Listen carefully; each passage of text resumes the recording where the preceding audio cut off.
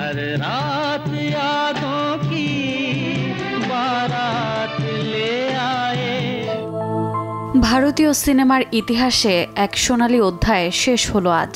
বলিউডের হিম্যান চিরসবুজ নায়ক ধর্মেন্দ্র আর নেই। 89 বছর বয়সে মুম্বাইয়ের ব্রিজ ক্যান্ডি হাসপাতালে শেষ নিঃশ্বাস ত্যাগ করেন তিনি।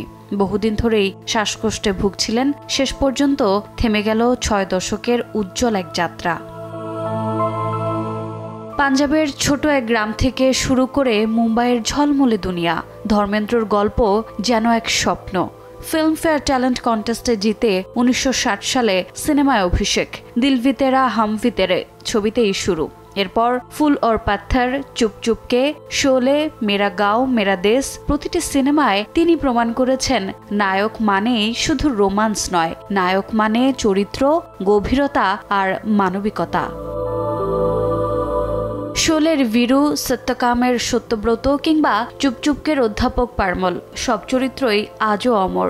একদিকে ত্যাজি, অন্যদিকে কোমল, এই দ্বৈত রূপেই তৈরি হয়েছিলেন বলিউডের আসল হিরো। তার চোখে ছিল এক অদ্ভুত মায়া, যেন ক্যামেরা নয়, দর্শকের সাথেই কথা বলছেন তিনি। জীবনের শেষ প্রান্তেও সিনেমা ছাড়েননি ধর্মেন্দ্র। ছেলেরা সানি ও ববি যেমন তাকে পর্দায় অনুসরণ করেছেন, বাস্তবেও তারা বাবার মতোই বিনয়ী। আপনি রকি ও রানী কি প্রেম কাহানি এসব ছবিতে তিনি প্রমাণ করেছেন বয়স শুধুমাত্রই সংখ্যা।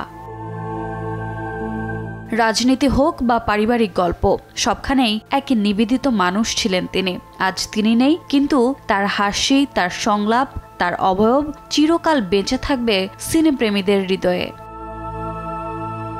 রোজা চৌধুরী, সময় সংবাদ।